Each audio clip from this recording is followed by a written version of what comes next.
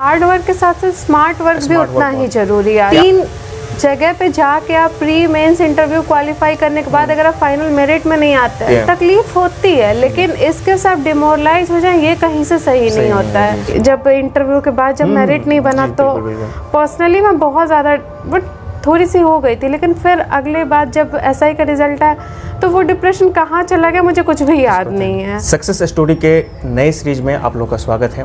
आज हमारे साथ एक और शख्सियत का जुड़ाव हुआ है जिन्होंने अभी हाल ही में बिहार SI 2446 को क्रैक किया है। साथ ही साथ इनका बैकग्राउंड ये है कि इन्होंने 2 बार BPSC का इंटरव्यू दिया है। हालांकि मेरिट में इन्होंने फाइनल मेरिट में इनका कुछ नंबर से छूट गया है। तो इनसे हम लोग बात करने वाले हैं जो आगामी एग्जामिनेशन है, चाहे वो SI का हो या फिर BPSC का हो, उसमें छात्र कैसे कैसे तैयारी करें, उनसे क्या क्या आपको सीखने को मिले।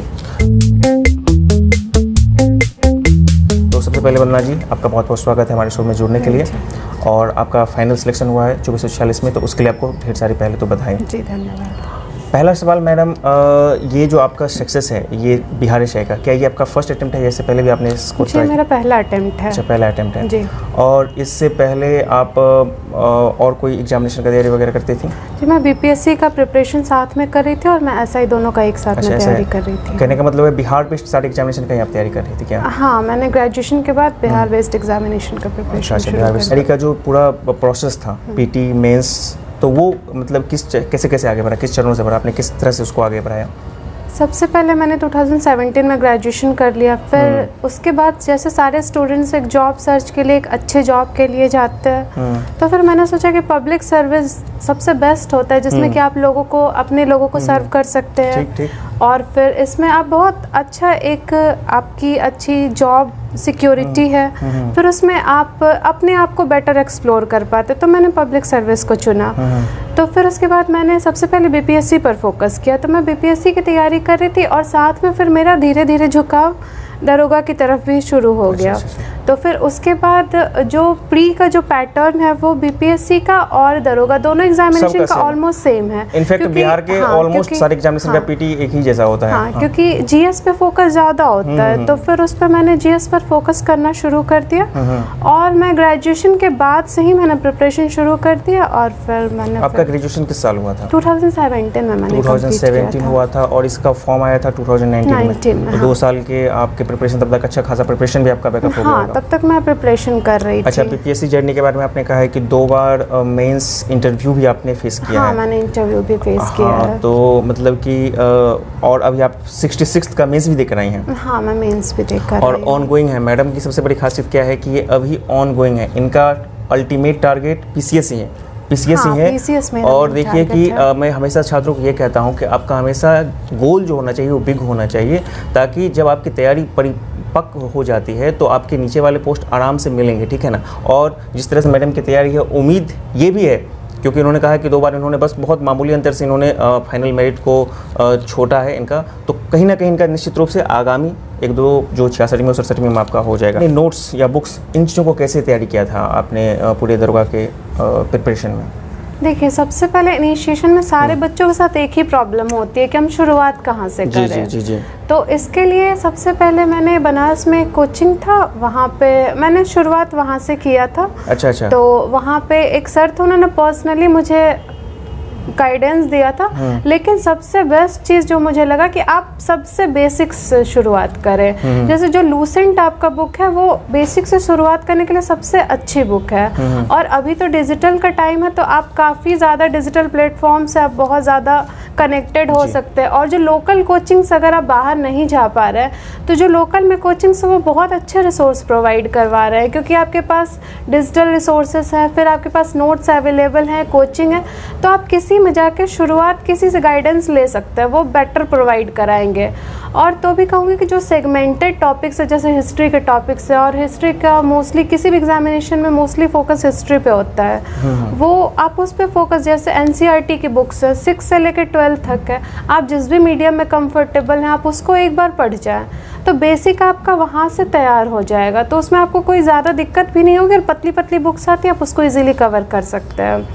और फिर उसके बाद का स्टेप आता है कि जब आप उस चीज़ से थॉरो हो जाते हैं तो नेक्स्ट स्टेप है आपका कि आप उसको बुक्स को रिवाइज करने के बाद आप ऑब्जेक्टिव क्वेश्चंस पे फोकस करें, तो वो ज़्यादा बेटर होगा। और सबसे बड़ी बात होती है कि किसी भी एग्जामिनेशन के लिए आप पहले एग्ज़ाम के पैटर्न को समझें और मैक्सिमम क्वेश्चन सॉल्व करने की कोशिश करें। तो सब आप इस चीज़ को करेंगे तो आप प्री एग्ज़ाम बहुत बेटर से कर पाएंगे। और थोड़ा सा अंतर आ जाता है मेंस में, दरोगा के मेंस में और आपका बीपीएससी के मेंस में। तो आप जिस पर फोकस कर रहे हैं, तो बीपीएससी के लिए आपको कांस्टेंट राइटिंग प्रैक्टिस आप करते रहेंगे। और एक मैं पर्सनली सजेशन दूंगी, आप कोई एक न्यूज़पेपर को पर्टिकुलर हर दिन फॉलो करते रहे, तो वो आगे चल के आपको ग्रेजुअली आपका एक बेटर कंटेंट बिल्डअप हो जाएगा। ये बीपीएससी मेंस की बात कर रही हैं मैडम आप उसके लिए। अच्छा, मतलब कि आपने कहा आपकी तैयारी बनारस से शुरू हुई थी क्या? हाँ, बनारस से। तो आपका मतलब कि ग्रेजुएशन बनारस से हुआ था? मैंने ग्रेजुएशन बीएचयू से किया था, फिर वहीं से मैंने 2019 में पटना शिफ्ट हो गई थी। फिर वहाँ पे पटना में मैंने कुछ जो वहाँ के टीचर्स थे, कोचिंग्स थे, फिर मैंने कुछ अलग अलग कोचिंग्स के नोट्स को फॉलो किया, जो रेगुलर जो मार्केट में अवेलेबल नोट्स होते हैं। मैंने किसी पर्टिकुलर कोचिंग पे बहुत ज़्यादा फोकस नहीं किया था। सारा कुछ आपका मतलब गाइडलाइन बाहर से लेना, लेकिन सब कुछ सेल्फ से करना है आपका? हाँ, ऑलमोस्ट मैंने सेल्फ ही किया। मेंस की बात की थी, बीपीएससी मेंस की बात की थी, तो बीपीएससी मेंस में आपका जो ऑप्शनल थे वो क्या थे? मेरा ज्योग्राफी ऑप्शनल। ज्योग्राफी ऑप्शनल था, और दोनों में आपको कांस्टेंट ज्योग्राफी ही रखे हैं, मतलब 64? हाँ, मैंने कांस्टेंट ज्योग्राफी ही। तो ये अच्छी बात है, क्योंकि आपको बीपीएससी वाले जो होते हैं कभी ऐसा होता है कि आपका एक सब्जेक्ट से रिजल्ट नहीं होता है ऑप्शनल से, तो ऑप्शनल चेंज करने के बारे में अक्सर छात्रों के दिमाग में आता है, और वो कहीं ना कहीं मतलब कि एक तरह से ख़राब भी है। क्योंकि ख़राब इसलिए क्योंकि आपके एक साल कहीं और वेस्ट हो जाते हैं, फिर आप करते हैं नई चीज़ों को समझने में। तो ये मैडम के साथ एक अच्छी बात है। और 65वीं में तो होपफुली ज्योग्राफी का काफ़ी अच्छा परफॉर्मेंस रहा है, काफ़ी बेटर काफ़ी बेटर है। लेकिन साई के लिए बहुत कम समय बचा है, जो 2213 वाले हैं, 26 दिसंबर है, और उसके जस्ट एक महीना बाद आपका बीपीएससी का भी होगा। तो एसआई के लिए अभी तो सारा फोकस तो बच्चों का पीटी पर ही होना चाहिए, और जिस तरह से कंपटीशन बढ़ा है पिछले 2 मतलब कि एग्जामिनेशन की बात आप कर रहे हैं, तो अभी जो खासकर दरोगा के कैंडिडेट हैं 2213 के लिए, उनके लिए अभी जो बाकी बचे दिन हैं 15-20 दिन, उनमें वो कैसे आगे बढ़े? ये मैं कहूँगी कि अगर आपने पहले की तैयारी के टाइम कोई समराइज नोट्स बनाया है, जो आप पहले से प्रिपरेशन कर रहे थे, उसके नोट्स को कांस्टेंट रिवीजन करें, 2 बार 3 बार आप रिवीजन करें कांस्टेंट, तो वो आपको एक बहुत बेटर अपॉर्चुनिटी देगा। क्योंकि लास्ट टाइम पे मैं बिल्कुल सजेस्ट नहीं करूँ कि आप नए नए रिसोर्सेज के पीछे भागें, जो वेस्ट ऑफ टाइम होगा और लॉन्ग रन में वो आपको बेनिफिट भी नहीं देगा। तो मैं यही कहूँगी कि और जो मैक्सिमम क्वेश्चंस आप सॉल्व करने की कोशिश करें, जितने ऑब्जेक्टिव आपको अच्छे सोर्स से मिल जाते हैं आप उसको सॉल्व करने की कोशिश करें, क्योंकि वो आपको बेटर फाउंडेशन देगा एक एग्ज़ाम के लिए। और कोशिश करें मॉक टेस्ट देने की, जो अगर आपका दरोगा का फोकस है तो जो कोचिंग है या फिर कहीं से आप उतने क्वेश्चंस को कोशिश करें कि उतने टाइम के अंदर, टाइम फ्रेम के अंदर आप सॉल्व कर पाते, तो आप बहुत बेटर एक्सपेक्ट करते हैं। मॉक टेस्ट बहुत इंपॉर्टेंट हो जाता है। मॉक टेस्ट इंपॉर्टेंट और एक और सेक्शन यहाँ पे बहुत इंपॉर्टेंट हो जाता है करंट, इधर वो बीपीएससी के लिए दरोगा के लिए करंट बहुत इंपॉर्टेंट हो जाता है, क्योंकि दरोगा में अराउंड 25 पीटी में, और वहाँ पर बीपीएससी में भी 30 से 35 के आसपास क्वेश्चन जाते हैं। तो करंट के लिए आपको स्पेशल बुक बोलेंगे छात्रों को फॉलो करने के लिए, या फिर किस तरह से उसको बोलेंगे करने के लिए? देखिए, लास्ट टाइम करंट के लिए तो मैं आपको कहूँगी कि आप स्पीडी या फिर स्पीडी का बुक्स आता है, फिर दृष्टि का, फिर कुछ अलग अलग पब्लिकेशंस के बुक आते हैं, आप उनको फॉलो कीजिए, क्योंकि लास्ट टाइम वो कंपाइल्ड करके आपको बहुत बेटर मटेरियल दे देता है। और अगर आप रेगुलर, अगर लॉन्ग टर्म प्रिपरेशन पे अगर आप फोकस करना चाहते हैं, तो आप डेली न्यूज़पेपर फॉलो करिए और हर मंथली मैगजीन को आप फॉलो करिए। अच्छा मैडम, आपका क्या रहता है, मतलब आप जैसे बीपीएससी के लिए करती हैं या फिर इसके लिए करती हैं, तो आपने लगातार 2-3 एग्जामिनेशन, पीटी तो आपने 3 ही निकाला, 64वीं, 65वीं, 86वीं, तो निश्चित रूप से आपकी तैयारी तो उस लेवल की है, और इसी बीच आपने एसआई को भी क्लियर किया अंतिम रूप से। तो आपके प्रिपरेशन का क्या होता है, आप किस तरह से फॉलो करती हैं? मतलब कि रेगुलर बेस में स्टडी आवर्स, या फिर ऐसा होता है कि नहीं एग्जामिनेशन आता है तब जाके अचानक से उसके हैंडल को करती हैं? किस तरह से आप आगे बढ़ती हैं? देखिए, किसी भी एग्ज़ाम को क्रैक करने का सबसे इम्पॉर्टेंट कि आप कंसिस्टेंट रहें, कि ऐसा नहीं कि आप आज है तो आज आप 8 घंटे 10 घंटे पढ़ गए और कल होके आपने बुक को छुआ भी नहीं और फिर आपने सोचा एग्ज़ाम आएगा। तो किसी भी एग्ज़ाम को आप कांस्टेंट मेंटेन करें, जैसे अगर 2 ही घंटे 3 ही घंटे बस आप रेगुलर रहें। किसी भी एग्ज़ाम में ये सबसे बड़ी खामी होती है कि आप अलग अलग टाइम फॉलो करते, एक ही करे, कम ही करे, लेकिन एक शेड्यूल रेगुलर रखें। हर एक इंसान का अपना अलग स्टडी आवर्स या उसका मैनेजमेंट हो सकता है उसके पढ़ने का, तो वो कोई शेड्यूल, बेसिक चीज़ है कि आपको रेगुलर रहना पड़ेगा। मैं यहाँ पे कहूँगी हार्ड वर्क के साथ साथ स्मार्ट वर्क भी उतना ही जरूरी है आज क्या के टाइम में। छोड़ना है ये भी बहुत क्या इंपॉर्टेंट छोड़ना है ये भी बहुत इम्पोर्टेंट होता है कि खासकर आप जब बीपीएससी के मेंस वगैरह वो करते रहते हैं तो वहाँ पे तो एक बात हमेशा बोला जाता है कि आपको क्या छोड़ना है, कितना छोड़ना इज इम्पोर्टेंट। और वही चीज़ आपको पीटी के लिए भी लागू होता है। और ये तभी आपके लिए संभव है जब आपको पूरे सिलेबस का और उसके पैटर्न का अच्छा पकड़ हो, अच्छे से पकड़ हो, तभी आपको समझ में आएगा कि क्या पढ़ना है क्या छोड़ना है। तो उसके लिए आपको बेसिक्स प्रीवियस ईयर का क्वेश्चंस बहुत इंपॉर्टेंट है। प्रीवियस ईयर का क्वेश्चंस बहुत इंपॉर्टेंट है क्योंकि बेसिकली आपका सही मायने में तो 25% आपका सिलेबस उसी से तैयार हो जाता है। तो ये बहुत इंपॉर्टेंट है। आप मतलब बीपीएससी में भी 2 बार चूके, असफलता की मैं इसलिए बात कर रहा हूँ क्योंकि बहुत सारे स्टूडेंट ऐसे हैं जो इससे पहले वाले दरोगा में भी छठे थे और भी बहुत सारे एग्जामिनेशन में छठे हैं, क्लिनिकल लास्ट टाइम भी होता है। तो असफलता को कैसे हैंडल किया जाता है? क्या आप भी कभी असफल हुई हैं या उसका आपको भी कभी बर्डन आया था? और उन छात्रों को जो असफल हो गए हैं उनको कैसे आगे बढ़ना है, इस एग्जामिनेशन को, इस अपॉर्चुनिटी को गार्ड करना है, उस पूरे प्रोसेस को आप कैसे डिफाइन कीजिएगा?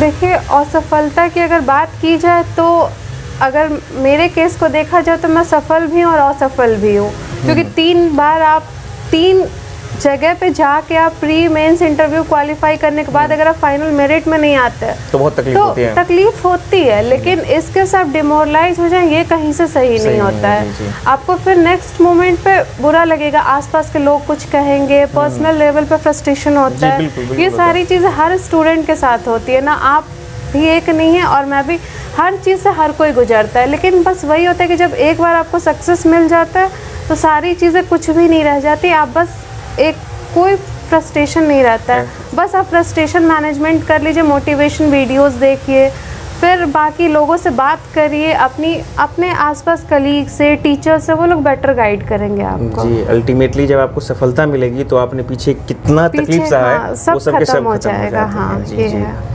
एक चीज़ और कहना चाहूँगी कि जो भी एग्ज़ाम होता है ना, आप एग्ज़ाम के नेचर को समझिए। जैसे प्री एग्जामिनेशन होता है उसमें 5 से 6 लाख बच्चे दरोगा के एग्ज़ाम में अपेयर करते हैं। तो जो पहला एग्जामिनेशन होता है उसमें बहुत से बच्चे को एलिमिनेट करने के लिए होता है। तो आपको एक भीड़ से छटना है तो थोड़ा सा आप उसमें कोशिश करिए कि आप अपनी स्ट्रेटजी को थोड़ा स्मार्ट करिए कि आप जैसे आप फास्ट बनाने की कोशिश करिए, कॉन्सेप्ट्स को आप थॉरो कीजिए क्योंकि आप वो करेंगे तो इसमें नेगेटिव मार्किंग का दरोगा में तो बहुत ज़्यादा है नहीं क्योंकि 0.2 है। तो कॉन्सेप्ट्स आप थॉरो कीजिएगा तो क्वेश्चंस ऑटोमेटिकली आपके सही होंगे और स्कोर ज़्यादा होंगे। और मेंस में फिर आप मैक्सिमम स्कोर करने की कोशिश कीजिए क्योंकि मेरिट आपका उससे बनना है। और फिजिकल के लिए आप रेगुलर प्रिपरेशन के टाइम थोड़े 1-2 घंटे फिजिकल भी इजी कर दिया है ना। फिजिकल लड़कियों के लिए तो बहुत इजी कर दिया है। लड़कों के लिए भी आपको 30 सेकंड बढ़ाया गया है तो पिछले बार के कंपैरिजन में इसको इजी कर दिया है। तो अल्टीमेटली खासकर एसआई में आपको पीटी, मेंस, फिजिकल और अल्टीमेटली आपको मेरिट का भी दौर पास करना होता है। मेरिट का तो वही मैंने कहा ना कि मेंस के मार्क्स को आप मैक्सिमम बढ़ाइए फिर मेरिट का टेंशन खत्म हो जाएगा। आपके कितने थे मैडम मेंस मेरिट कितने? मेरे 145। 145 बहुत अच्छे मार्क्स हैं ये। वर्ष महिलाओं के लिए काफी शानदार काफी क्रूशियल तो इस मौके को ना चूके कोई भी महिला, ठीक है ना? मैं तो यही कहूँगी। तो अंत में सारे छात्रों के कोई संदेश, लास्ट वर्ड? मैं यही कहूँगी कि बस आप लोग मोटिवेटेड रहें, फ्रस्ट्रेशन में ना जाए क्योंकि बहुत होता है अक्सर बच्चों के साथ। मैंने भी बहुत लंबा टाइम फ्रस्ट्रेशन में निकाला है कि कुछ नहीं हो रहा है, कुछ नहीं हो रहा है। मतलब ऐसा तो मैं बहुत अंदर से बहुत अपसेट हो गई थी कि मुझे कुछ मिला नहीं, वो भी स्पेशली जब इंटरव्यू के बाद जब मेरिट नहीं बना तो पर्सनली मैं बहुत ज़्यादा थोड़ी सी हो गई थी। लेकिन फिर अगले बार जब एसआई का रिजल्ट आया तो वो डिप्रेशन कहाँ चला गया मुझे कुछ भी याद नहीं है। तो फिर मैं यही कहूँगी कि आप लोग मोटिवेटेड रहें, कोई क्या कह रहा है नहीं कह रहा है सब कुछ ख़त्म हो जाएगा। तो फिर ऑल द बेस्ट आप लोग के नेक्स्ट एग्ज़ाम के लिए और आपके फ्यूचर के लिए। थैंक यू वेरी मच सभी को हमारे साथ जुड़ने के लिए मैडम। और आपको भी बहुत बहुत बधाई और शुभकामनाएं कि आप जो लगी हैं पीसीएस में वो भी जल्द आपका क्लियर हो, ऐसे हम सबकी उम्मीद है और निश्चित रूप से आप क्लियर भी करेंगे। Thank you very much once again for having with us. Subscribe करें हमारे चैनल एम सिंह फाउंडेशन को और बेल आइकन को प्रेस करने के बाद नोटिफिकेशन को ऑन कर लें कॉम्पिटिटिव एग्जाम की तैयारी एवं संबंधित सभी जानकारी सबसे पहले पाने के लिए।